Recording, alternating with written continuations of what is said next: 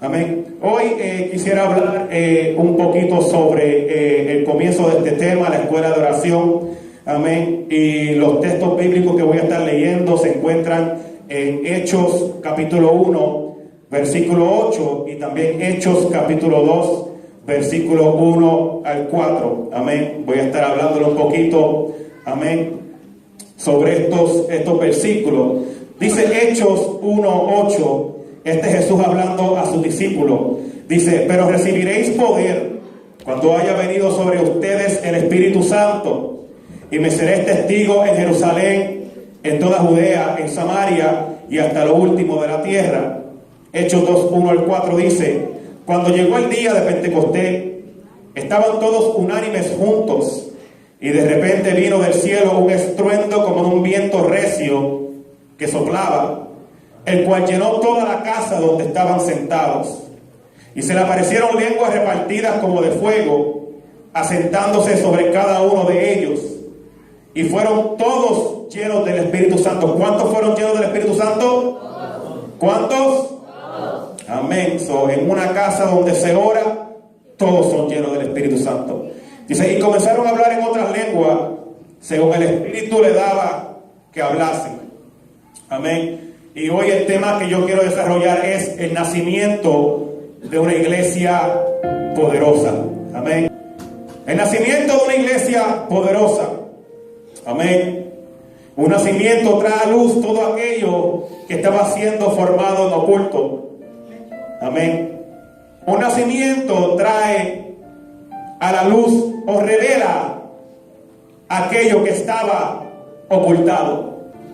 Las madres saben que cuando quedan embarazadas comienzan a sentir los síntomas, los dolores, the morning sickness, y comienzas a experimentar en tu interior como que algo va creciendo. Pasando el tiempo te das de cuenta que sientes como si fueran unas burbujitas dentro de ti. Después de pasar el tiempo sientes como que algo se mueve, después sientes como que te tiran una patadita, pero todavía no sabes qué es lo que está ahí adentro. Sabes que es una criatura, pero no sabes si es varón y hembra. Gracias a la tecnología ahora podemos saber de antemano qué es varón o hembra, pero no saben específicamente a quién se va a parecer, el tipo de pelo, no saben cómo va a salir. Amén.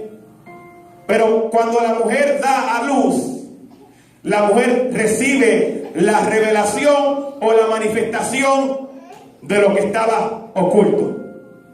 Pero antes de nacer tenía que tener algún tipo de desarrollo en oculto.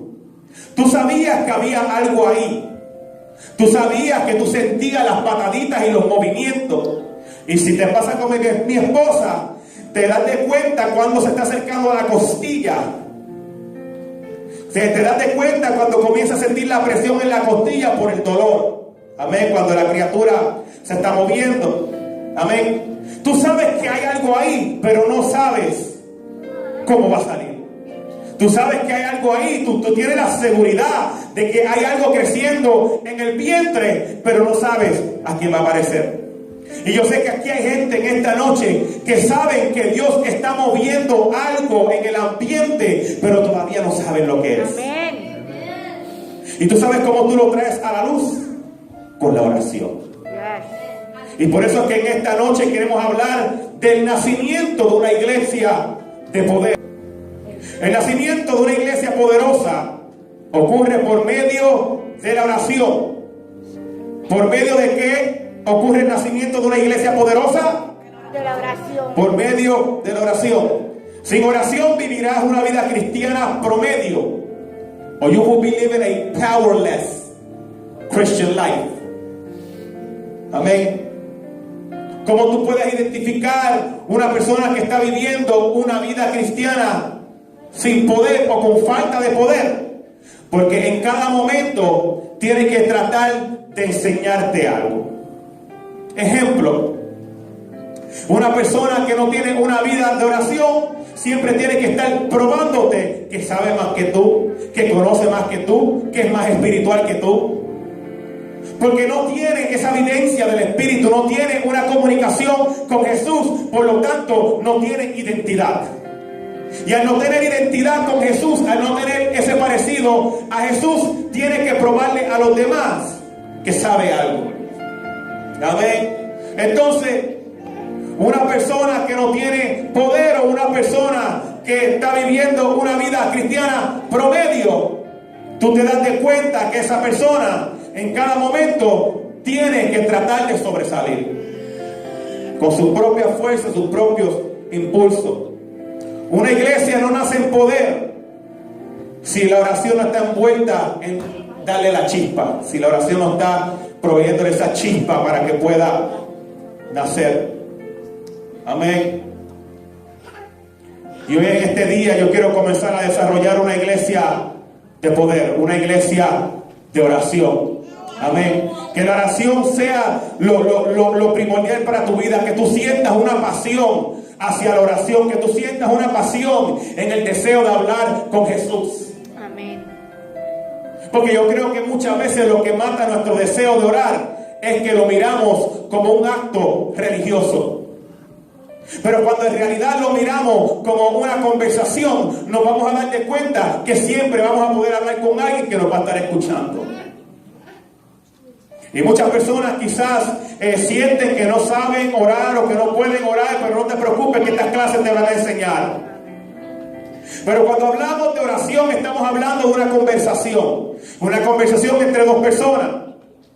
Una persona siendo tú y la otra siendo Jesús. Sí, una oración es una conversación entre tú y Dios. Eso es una oración. Entonces cuando tú vas de camino al trabajo, tú puedes hablar con Dios, tú puedes hablar con Jesús, tú puedes hablar con el Espíritu Santo.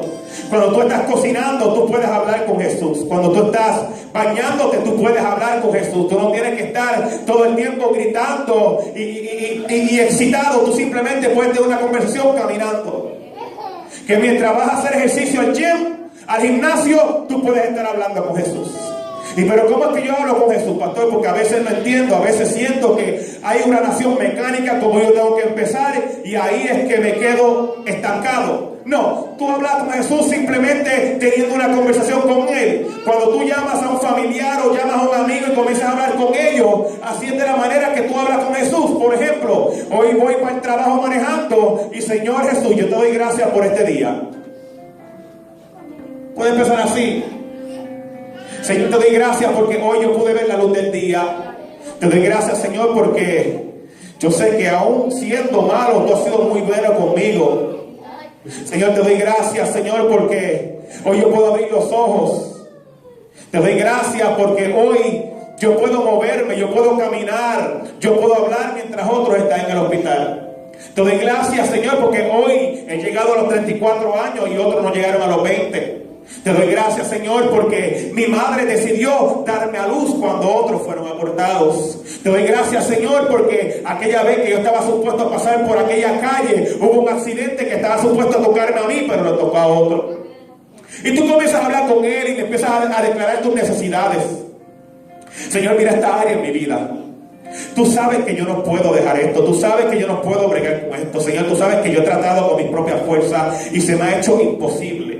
Tú sabes, Señor, que para mí es imposible bregar en esta área. Por eso te la presento a ti, porque yo tengo el deseo de soltar lo que tengo que soltar, pero no puedo. Te la presento a ti para que tú me des fortaleza para hacerlo. Yo te pido que tú seas mi guía, que tú me enseñes qué es lo bueno y qué es lo malo, que tú me enseñes cuál es el próximo paso que tengo que tomar. Y así comienzas a hablar con Él. Tienes una conversación con Él. No tienes que comenzar a hacer una oración mecánica, solamente comienza a tener una conversación. Y si todavía no estás entendiendo lo que te estoy diciendo, aquellos que tienen pareja, que tienen conversaciones con su pareja, de esa misma manera tú hablas con Jesús. Igualito. Simplemente dice: Jesús, quiero hablar contigo. Y comienza. Y ahí comienzas un hábito de hablar con tu Creador. Y te vas a sorprender las cosas que Él está dispuesto y es capaz de hacer cuando tú comienzas a tener conversaciones con Él. Él comienza a dejarte saber las áreas donde tienes debilidades, las áreas que necesitas arreglar, las áreas que verdaderamente necesitas fortalecer. Él va a comenzar a guiar tus pasos, Él va a comenzar a guiar tu vida. para beneficio tuyo. Amén. Hechos 2:1 dice: cuando llegó el día de Pentecostés, estaban todos unánimes juntos. Amén. Y en esta noche yo quiero enseñarle algo. Amén. Quiero enseñarle, darle un poquito de conocimiento también de la palabra.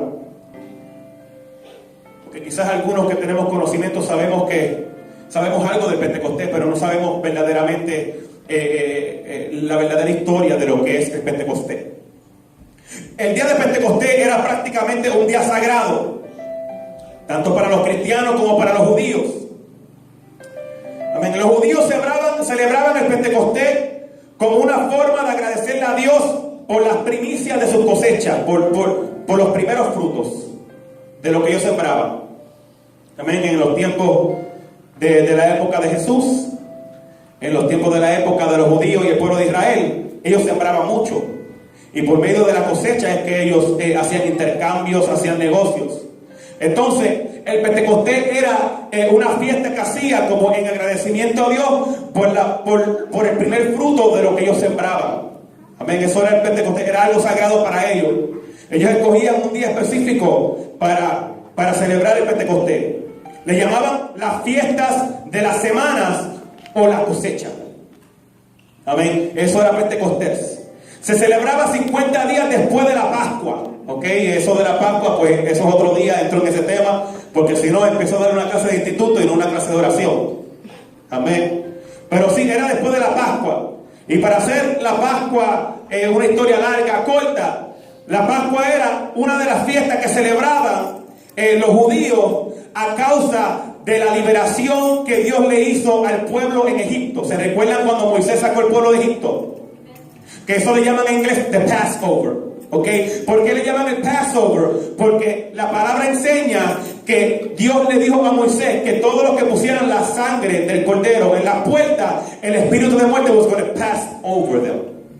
No iba a tocar la casa, el primogénito no iba a morir. Entonces ellos celebraban la Pascua como recordatorio de lo que Dios hizo cuando los sacó de la esclavitud.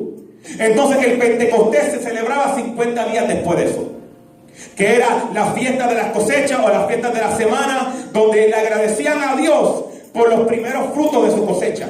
¿Ok? ¿Me están entendiendo? ¿Me están entendiendo? Los estoy durmiendo, ¿no? ¿Ok? Se celebraba 50 días después de la Pascua. En nuestros tiempos es en mayo o en junio, en la celebración. Yo no sé si algunos saben, pero hay algunas iglesias que en mayo celebran el Pentecostés. Y es a causa de esto, que es en mayo, en junio. Amén. Ahora, los cristianos, ya eso eran los judíos. Los judíos lo celebraban como la fiesta de la semana. Le daban gracias a Dios por el fruto de la tierra, los primeros frutos. Pero los cristianos, ¿qué significa para los cristianos el Pentecostés? Los cristianos lo celebraban como el día donde el Espíritu Santo descendió sobre la iglesia. Amén. Porque fue en el mismo día que celebraban el Pentecostés los judíos, fue el mismo día donde la iglesia fue llena del Espíritu Santo. Amén. Lo consideraban como el comienzo o el nacimiento de la iglesia. ¿Cómo puede ser hablando así? La iglesia no comenzó con Adán y Eva. La iglesia comenzó después que Jesús murió. En el libro de los Hechos. Amén. El día de Pentecostés viene siendo el aniversario del nacimiento de la iglesia. Pentecostés viene siendo nuestro aniversario como nacimiento, como iglesia. Amén.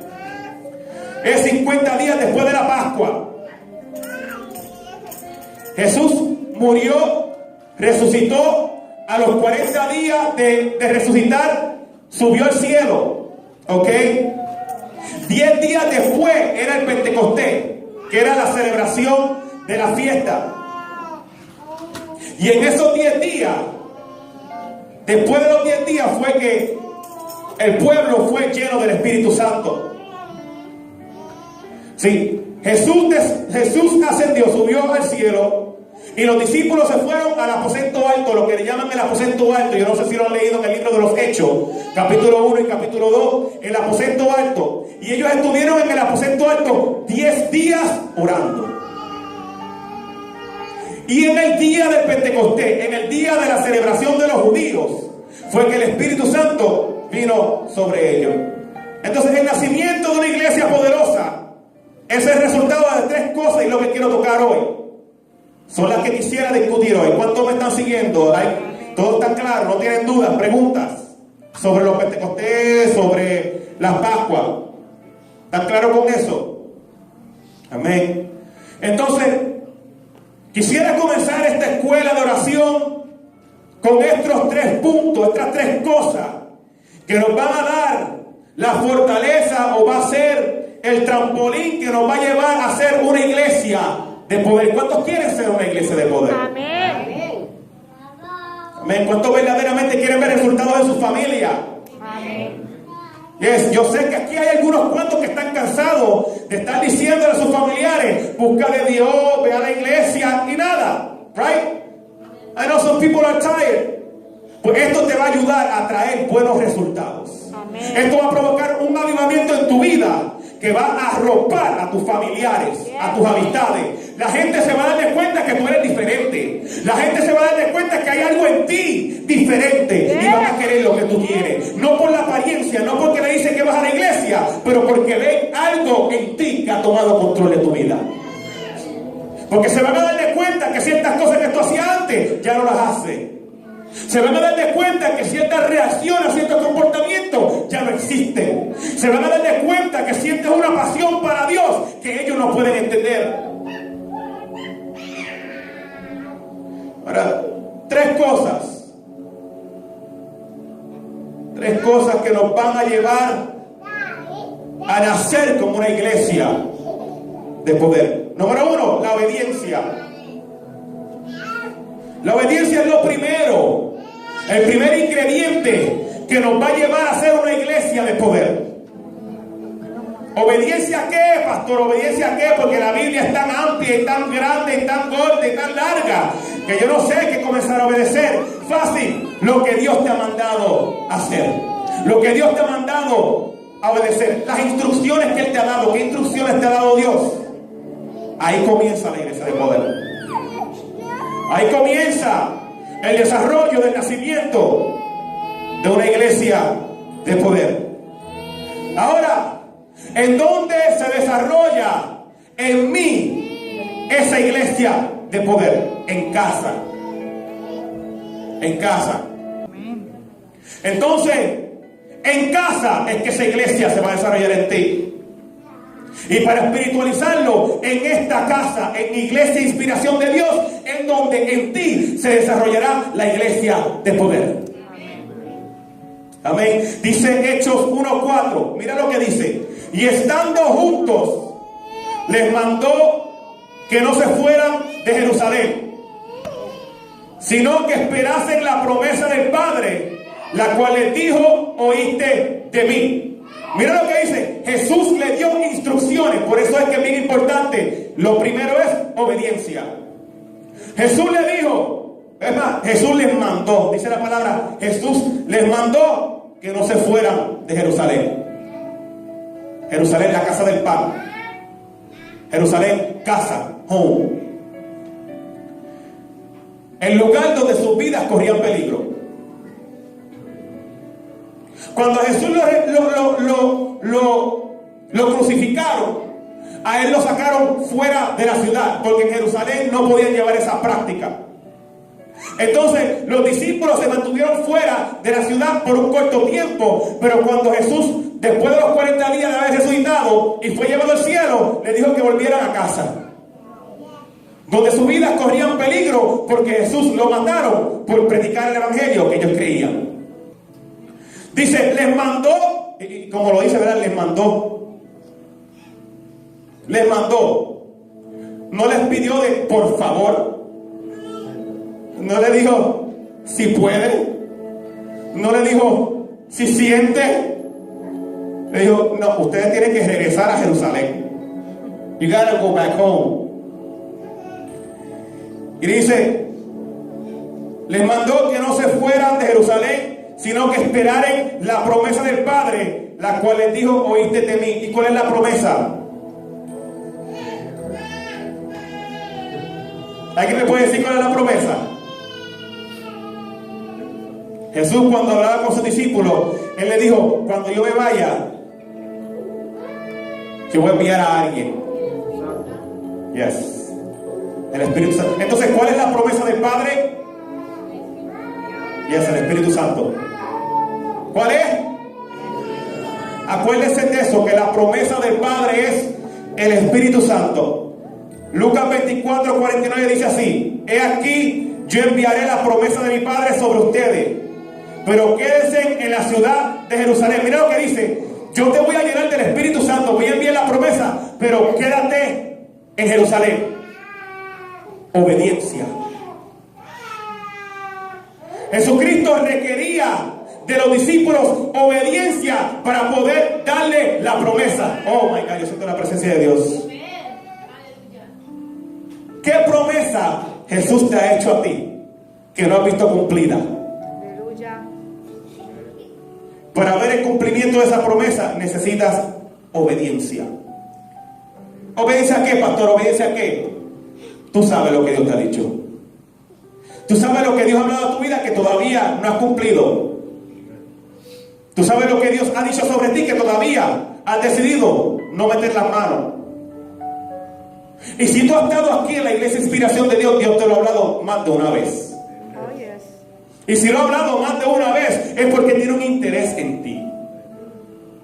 Y si tiene un interés en ti y te lo ha hablado más de una vez, es que Él sabe que no puede hacer nada al menos que tú obedezcas.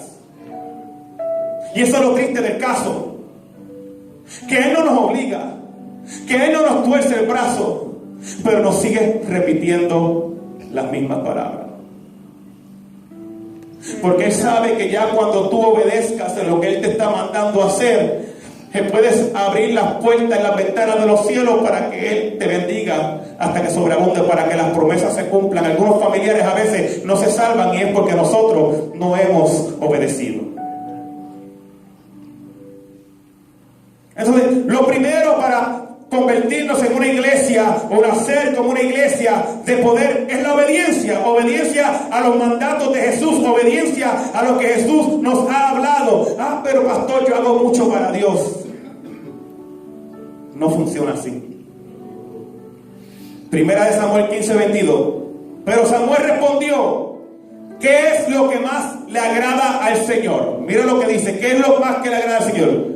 ¿Tus ofrendas quemadas y sacrificios, o que obedezcas su voz? Escucha, la obediencia es mejor que el sacrificio. Aleluya. Entonces, ¿qué te está diciendo la palabra?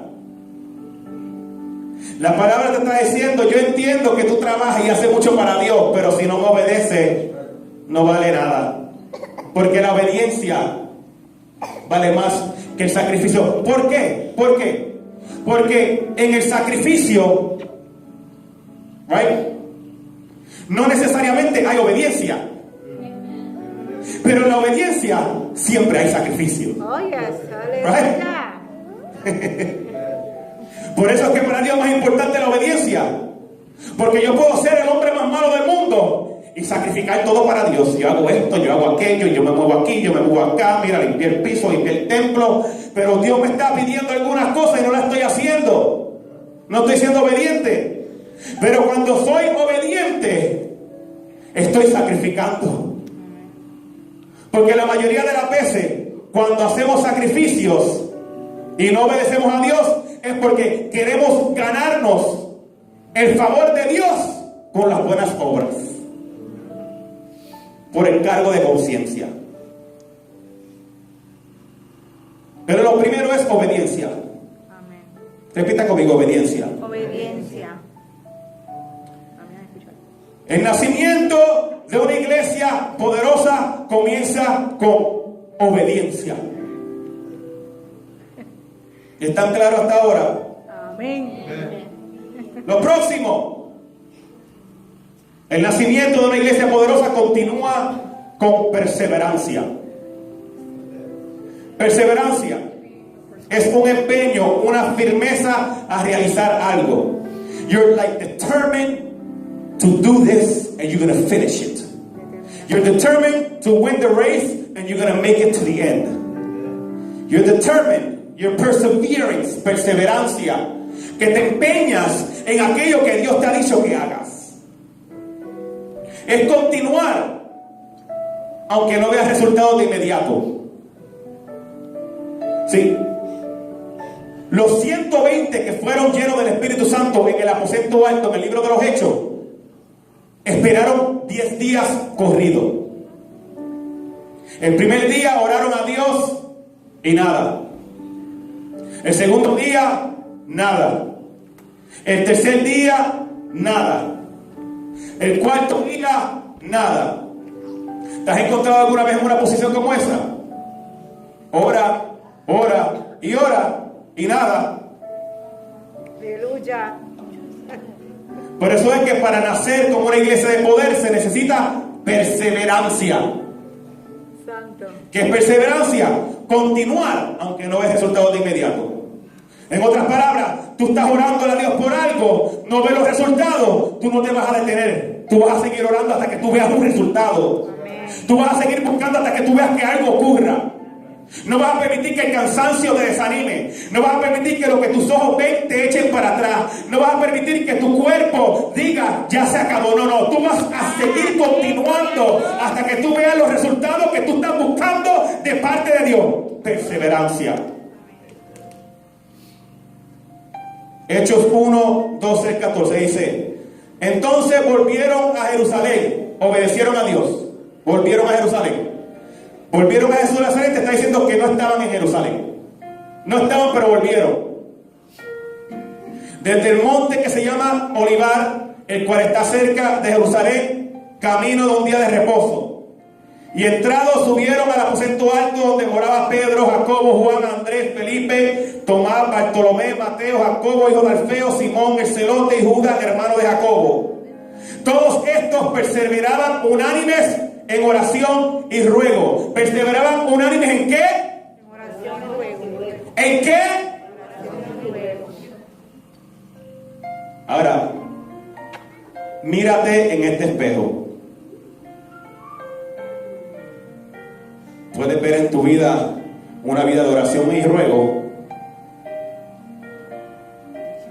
¿O es una vida que se da por vencido muy rápido cuando no ve los resultados que está esperando? Aleluya. Si Dios te lo prometió, Dios tiene la intención de hacerlo. Pero tú lo estás creyendo lo suficiente como para empujarlo a la realidad, a la realización. Santo tú eres, Señor. Perseverancia. Sí, porque a veces sufrimos ciertas situaciones innecesariamente. La vida del cristiano siempre va a tener pruebas, siempre va a tener complicaciones, pero hay otras cosas que no ocurren en nuestra vida por falta de la oración y ruego. Pero que en esta noche, cuando tú salgas de este lugar, tú vayas a tu casa y tú te mires al espejo y te penetres en lo más íntimo de tu mirada y te preguntes a ti mismo: mi vida está basada en la oración y en el ruego, está basada en la perseverancia de la oración y el ruego a Dios. Pero pastor, yo oro. Sí, yo sé que tú oras, todos oramos. Bueno, espero. Pero el ruego, ¿lo practica? ¿Tú te recuerdas aquella vez cuando esa persona que más tú amabas te dio la espalda? Se cansó de ti. Te usó, te engañó. Y cuando te fue a dar la espalda y iba a salir por la puerta de la casa, te le tiraste a los pies y le rogaste que se quedara. Eso es rogar. Entonces, cuando tú te mires en el espejo en tu casa hoy, pregúntate a ti mismo: ¿estoy perseverando en una vida de oración y ruego? ¿Verdaderamente estoy demostrando que quiero que Dios cumpla las promesas que Él me ha hecho? Examínate a ti mismo y pregúntate: ¿verdaderamente me he empeñado a alcanzar lo que Dios me ha prometido? La salvación de mi familia, la salvación de mis hijos, la salvación de mi esposo, la salvación de mis padres, la liberación de mis hermanos, la liberación de mis hijos. How bad do you want it? How bad do you want it? Y todo comienza con una conversación con Jesús. Una conversación oración donde tú tomas tu tiempo y tú dices, Señor, yo quiero hablar contigo.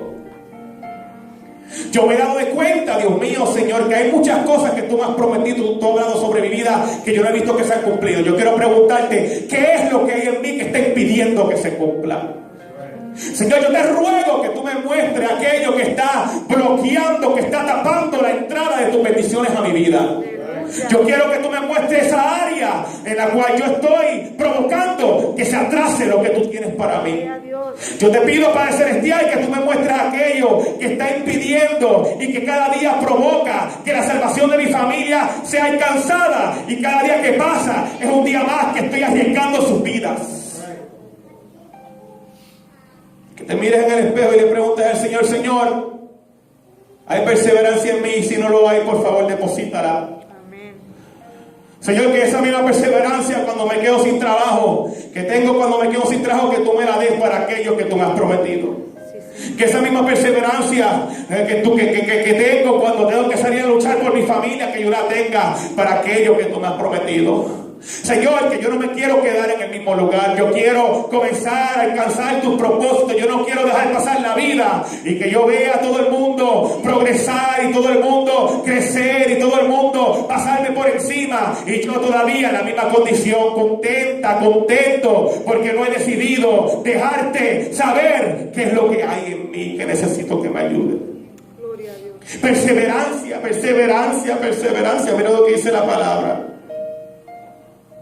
Estos perseveraban unánimes en oración y ruego. En tu vida personal tú tienes que perseverar en oración y ruego.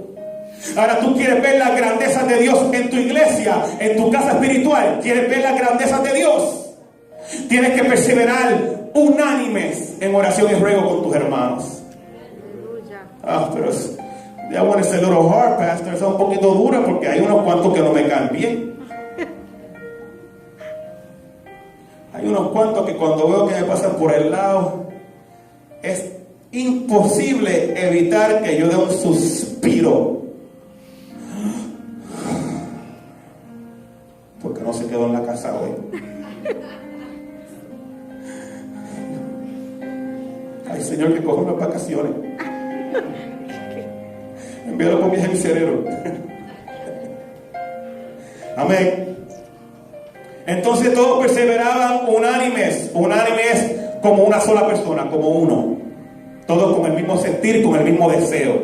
Amén. No uno diciendo, bueno, yo creo que se debe hacer así, el otro no, yo creo que se debe hacer asado. No, yo creo que eso es mala idea porque de esta manera yo lo trato una vez, me funciona a mí. No, que todos sigan el mismo modelo. Tienen que tener la determinación a recibir lo que Dios prometió por medio de la oración. Tienes que estar determinado a recibirlo. Tienes que decir, yo lo quiero. Tienes que decir, me he cansado de estar esperando en mí mismo. Tienes que decir, me he cansado de estar esperando en mí misma. Es tiempo de que yo tome manos a la obra y comenzar a perseverar para alcanzar lo que Dios me ha prometido. Colosenses 4:2 dice, persevera en la oración, velando en ella con acción de gracias.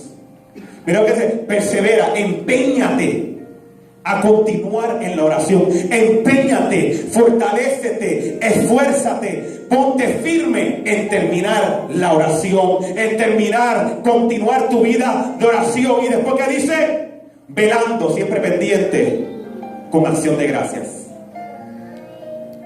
Con acción de gracias. ¿Sabes por qué? Porque nosotros, los seres humanos, tendemos a quejarnos mucho. Ya. El carro no te prende y te tiras al piso de pecho y te tiras patas arriba en el parque diciéndole a Dios por qué. Y egoístamente ignoramos que en Haití hay tremenda inundación por un huracán, gente sin hogares. Tú por lo menos tienes las piernitas, puedes caminar a la casa todavía está ahí. En Haití no pueden ni llegar a la casa, tienen que estar afuera en la calle mojándose los pies. Right? Entonces, velando siempre con acción de gracia. No me prende el carro, Señor, pero gracias porque aquí hay unos cuantos que me pueden llevar a casa. Señor, me enfermé, pero gracias que los doctores tienen la medicina para la cura. Señor, no tengo leche, pero gracias que hay agua con azúcar. Señor, gracias que se me acabó la pasta, pero puedo usar el papel de toilet para brillarme los dientes por lo menos. O la toalla. Siempre con acción de gracias. El último punto, ya saben, el primero es obediencia. Segundo, perseverancia. Tercero, unión. Amén. Unión. El nacimiento de una iglesia de poder necesita unión. Una iglesia de poder no puede nacer si no hay unión. Hechos 2:1-4. Cuando llegó el día de Pentecostés, estaban todos unánimes juntos. ¿Cómo estaban todos? ¿Cómo? ¿Cuántos? ¿Unos cuantos o todos? Todos, right? Pero qué difícil es cuando la iglesia va creciendo, ¿verdad? Que hay más personalidades y más caracteres y más cosas, ¿verdad? Más difícil como tener a todos unánimes juntos, ¿verdad? Pero en el Espíritu todos podemos. En el Espíritu, cuando te conectas, como el Espíritu Santo es uno, te conecta en el Espíritu, todos pueden estar juntos. Por eso es que la palabra nos llama a vivir en el Espíritu y no proveer para las obras de la carne. Porque el Espíritu siempre se va a unir al Espíritu de Dios. Pero la carne siempre va a tener una enemistad. No, yo me llevo con todo el mundo, ¿really? ¿Sí? Hay veces que no te lleva ni contigo mismo. Porque cuando quieres hacer las cosas de Dios, la carne te lleva al lado contrario. ¿Ya? So, si no te puedes llevar contigo mismo, no te llevas con todo el mundo siempre. Pero en el Espíritu podemos estar todos conectados. Para una iglesia de poder nacer, necesitar unidos. Estaban unánimes juntos. Y mira lo que pasó después. Después que estaban juntos, de repente vino del cielo un estruendo que fue un ruido bien fuerte. Y no era el huracán Mateo, no era Mateo. Ese es el huracán que está arrasando ahora en esta temporada. Un ruido como de un viento recio que soplaba. Recio, un viento violento. Mira, estaban juntos y de repente vino un ruido como un viento violento. Dios mío, imagínate que eso ocurra aquí de momento. Tenían que estar conectados en el Espíritu para no tener pánico. Incluso cuando la barca estaba siendo azotada por las olas y por los vientos, apareció Jesús a rescatarlo y pensaron que era un fantasma, estaban en la carne. Pero aquí vino un clase de viento, un clase de ruido que sopló violentamente y ninguno sintió pánico. Cuando estás en el Espíritu, tú conoces los espíritus. Y dice, el cual llenó toda la casa donde estaban sentados. ¿Qué llenó? Donde estaban sentados, right? Algo que me impresiona y me llama mucho la atención. Estamos hablando de donde fueron los 120 llenos del Espíritu Santo, el día de Pentecostés. Estaban sentados cuando el Espíritu Santo los llenó. No estaban gritando, no estaban brincando, estaban sentados en una posición para recibir lo que Dios tenía. Cuando la palabra está hablando de sentado, está hablando de una posición de relajo, relajados. No estaban inquietos. Tenían la paz de Dios dentro de ellos. Y cuando estaban unánimes juntos, todos en el mismo espíritu, llegó el viento que sopló, llenó la casa donde estaban sentados y le aparecieron lenguas repartidas como de fuego, asentándose sobre cada uno de ellos. Cuando está hablando de asentar, está hablando que se puso encima de ellos. Ellos estaban sentados y se sentó encima de ellos. Y fueron todos llenos del Espíritu Santo. Entonces el nacimiento de una iglesia de poder se encuentra en la obediencia, en la perseverancia y en la unión. Y en esta noche, si hay alguien aquí Amén, aleluya. que le falta una de esas tres, yo te voy a pedir que por favor tú le pidas a Dios que te ayude, porque de ti dependen muchos. Esto no tiene que ver contigo, esto tiene que ver con aquellos que tú puedes alcanzar e influenciar.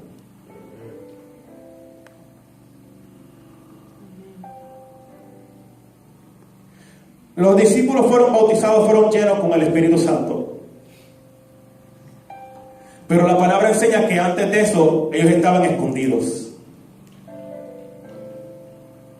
Estaban los discípulos escondidos. Jesús había muerto, lo habían crucificado por lo que Él trajo, el Evangelio del Reino. Y ellos creían en eso. Se escondieron a causa de los judíos.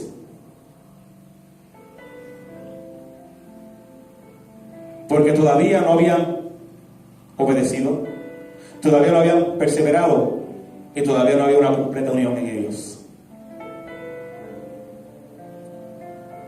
Dice la palabra Juan 20:19, ese domingo al atardecer, los discípulos estaban reunidos con las puertas bien cerradas porque tenían miedo. Sí, porque el miedo a hacer lo que Dios te pide provoca que tú le cierres las puertas a lo que Él quiere hacer.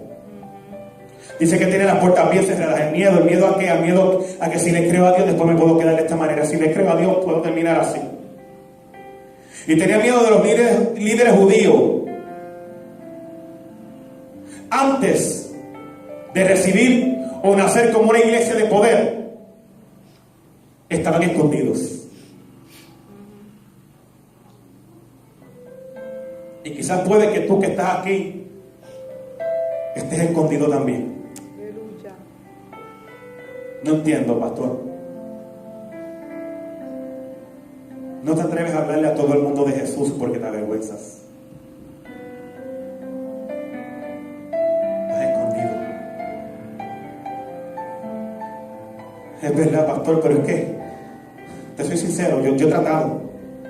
Yo he peleado conmigo mismo y he peleado conmigo misma y yo no puedo encontrar la valentía para poder ser un testigo de Jesús al 100%. ¿Por qué? Número uno, quizás no has obedecido todavía lo que Dios te ha pedido. Número dos, quizás no has perseverado en la oración para poder alcanzar las promesas o acercarte más a Él. O número tres, quizás no hay unión en ti. Quizás lo tomas todo personal.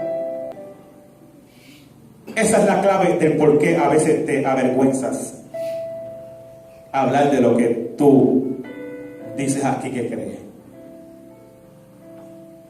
Es bien fácil ser luz en medio de luz, pero a veces puede ser complicado ser luz en medio de las tinieblas, porque las tinieblas siempre va a buscar atraerte a bajar a su nivel. Aquí todo el mundo está tratando de ser bueno. Al menos que venga un sinvergüenza de la calle aquí a hacerte la vida imposible, todo el mundo va a estar en armonía. Pero en la calle es donde el enemigo busca llevarte a bajar a su nivel.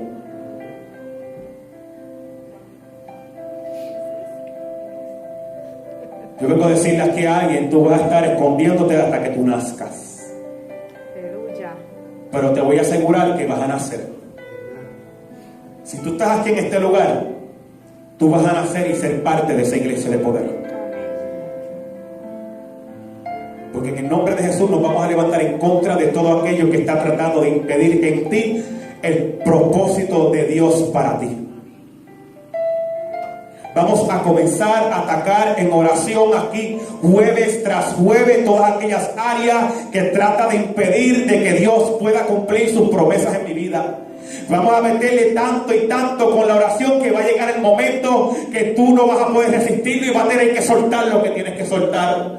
Va a llegar el momento que no vas a poder resistir, vas a tener que tirarte de pecho hacia el propósito de Dios.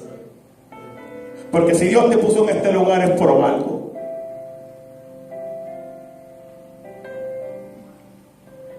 Ellos estaban escondidos hasta que nacieron. Cuando nacieron era imposible ignorar su presencia. La palabra enseña que ellos comenzaron a hablar diferentes lenguas, y como en esa fiesta de Pentecostés los judíos de todas las naciones se reunían ahí en Jerusalén, ellos comenzaron a escucharlos hablar en su idioma. Fue imposible evitar su presencia. Pero para poder recibir el poder, Él los llevó a nacer como una iglesia poderosa, en obediencia, perseverancia y en unión. Necesitaban una temporada de espera y oración. Tenían que estar dispuestos a esperar por ese poder. Tú estás dispuesto a orar y rogar y esperar también a la misma vez por lo que Dios quiere darte. Amén. Porque lo que Dios va a depositar en ti lo necesita para poder salvar a otros. Ponte de pie, iglesia. Obediencia. ¿Obediencia a qué, pastor? A lo que Dios te ha mandado a hacer. Perseverancia. ¿Perseverancia en qué? En la oración, en el ruego. No te des por vencido. Yo sé que te puede cansar, que puede traer frustración estar pidiendo por lo mismo y no ver respuesta. A los discípulos les pasó lo mismo, pero llegó el momento donde Dios cumplió su promesa. Unión. ¿Unión en qué, pastor? Con tus hermanos. Con tus hermanos, conéctate en el espíritu con tus hermanos.